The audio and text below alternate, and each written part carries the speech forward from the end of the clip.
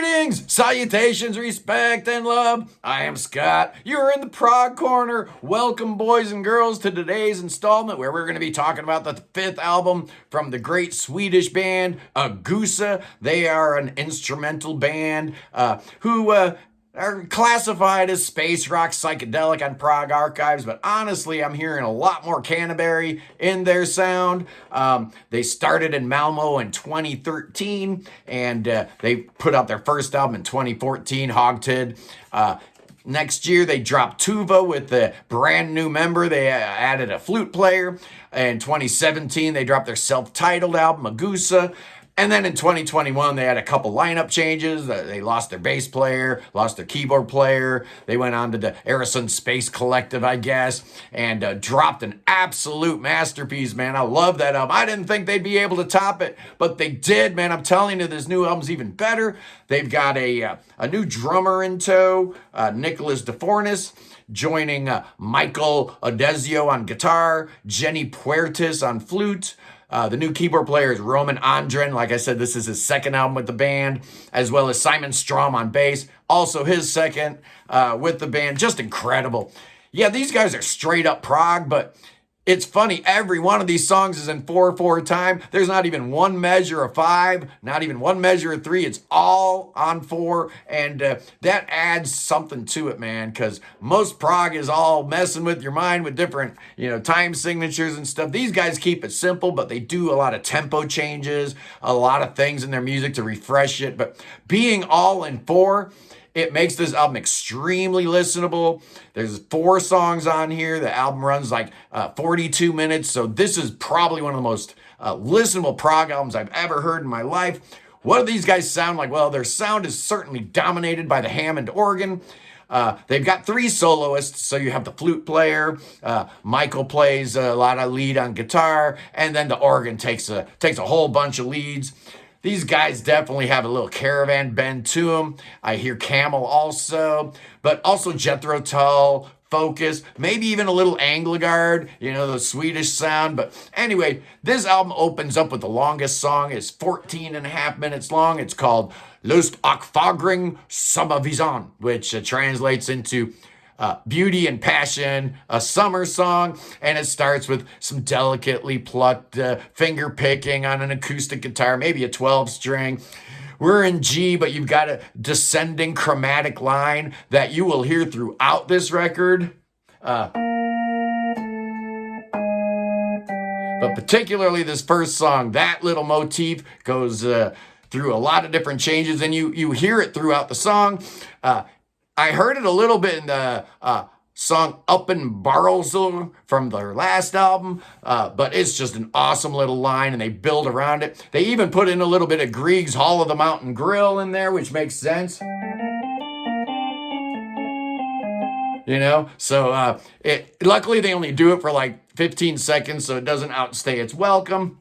You get a really cool vibe in G minor, and the flute and the organ are going. It sounds incredible. And then it slows down in like this bluesy thing, and we keep that, that same pattern going doom, doom, ba doom, doom, ba doom, doom, ba doom. But now it's all bluesy, like you're in a smoke-filled jazz bar or something. And it definitely makes you think of Jethro Tull when the guitar solo starts going, and it's a little bluesy. It's pretty awesome.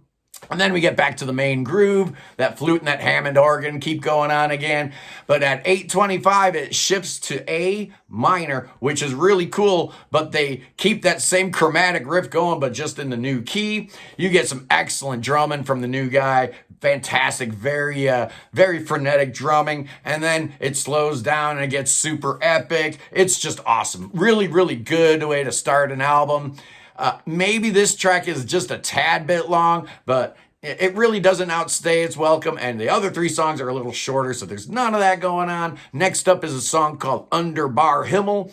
It's 10 and a half minutes long. That means under bare skies. And it starts out in A major seventh with the flute going, and the keyboards are sounding like all aquatic and whatnot. It's really beautiful, just a gorgeous melody, really cool chord progression, E minor to D to A minor to C, and then it goes to the G chord, which is so great, runs through a couple turnaround chords, and somehow you end up back with that A major seventh, and it's like, huh? It's really cool. I like it a lot. They do that a couple times, and then you get a snare hit and then the tempo increases. It's really great as we go toggling back and forth between A minor and D. So it's just a 1-4 kind of freak out for 2 or 3 minutes. You get a really cool guitar solo.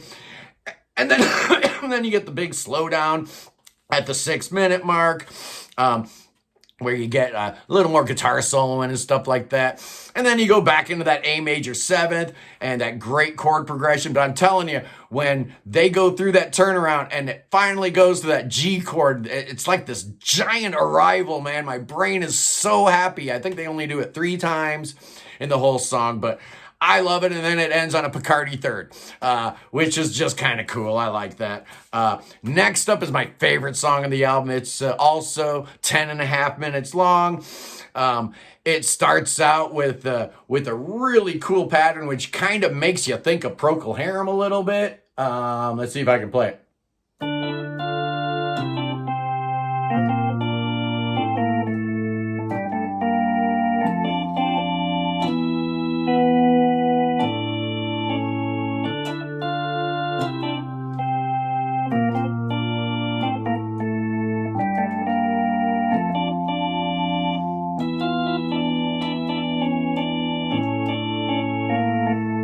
And then it stays on that chord, which is the 5. Now you're in a new key, and you jump into some weird reggae type of Caribbean thing with a little bit of Mediterranean flavor. The chords are going A minor to B, A minor to G minor. So you've got that half step thing. Clearly we're in Phrygian mode, so you can play around with a lot of exotic scales and stuff. And it's just amazing, man. They play around with this for a while. And then there's that second section that comes in, and they're able to like morph this thing from a reggae Caribbean flavor into something more Canterbury. There's a second section in that where in the bass line you hear the original melody, so you're able to come right back to it. At the 5:45 minute, goes right back to it. And then it slows way down at the 7-minute mark, and the bass is playing arpeggiated chords, that same chord progression from before, that D minor to C to B flat thing that they were doing there.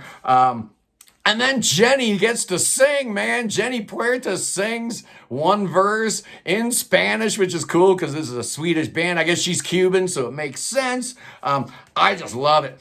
At the 8:40 minute mark, the tempo picks back up, and we get back to the original section with the Hammond organ solo. Very, very Picardy third sounding again at the end of this thing. What are we doing? 2 songs in a row that shift back to the major key at the end. It's fantastic. What a great, great song. I love that thing. Next up is Sa Ok Pa Jordan, which stands for So Also on Earth.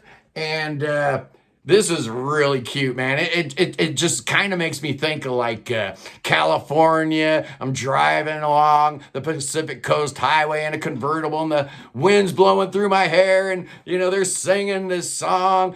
No vocals on this song, no lyrics, but there's vocalizations. Jenny and the new drummer sing.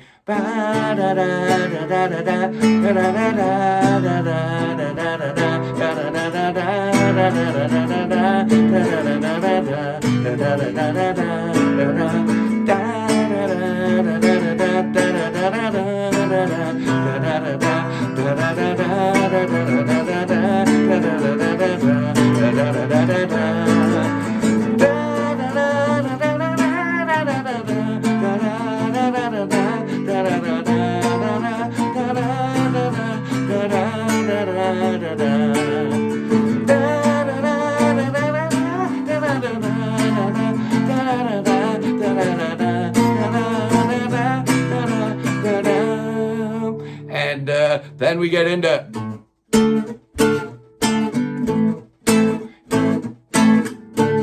just this 1-5 that they go back and forth to, D minor to A minor, and it's just really cool, slow rhythm, and you get the keyboard does a really cool pattern over the top of that. It's just amazing. I love it. It's just so cool and peaceful and chill and relaxed. Gets me in an amazing mood. You got the flutes going. You hear some bongos in the background. The guitar player is playing like some wah-wah effect on the guitar. It's just fantastic. I love it. Then you get back to that main theme again, comes back, and it just gets really, really big when that main theme returns. And then you hear the flute coming in, you got some soloing, and it ends with an unresolved chord and then a baby crying, and that's it, man. What a cool record. Every one of these songs is memorable. Every one of these songs has earworms for days, just melodies that you just can't get out of your head. I love this thing. I've had it for about a month now, and I was pretty convinced that nothing would top their fourth album, and aren't involved, but this one is even better, man. So what's my score gonna be on this puppy? Oh, man, I am battling back and forth, but who cares, man? I'm giving it 5 stars, 5 headphone release. It's the new one from Agusa, Prima Materia. You gotta hear this one, guys. It's just incredible. One of the best records of the year so far. Anyway, that is it. I love you guys. We'll see you soon. You know the drill. Peace in the Middle East, free Tibet, and God save the king. Save that son of a gun. That sucker could use some saving right about now. Him and that whole royal family over there. Yes, indeed. Bring them over to America. We'll teach them a thing or two. Anyway, I'll see you guys soon. Peace. Don't forget, Sunday Prog stream number 4, 1 o'clock p.m. Eastern. Be there. I'll see you punks later.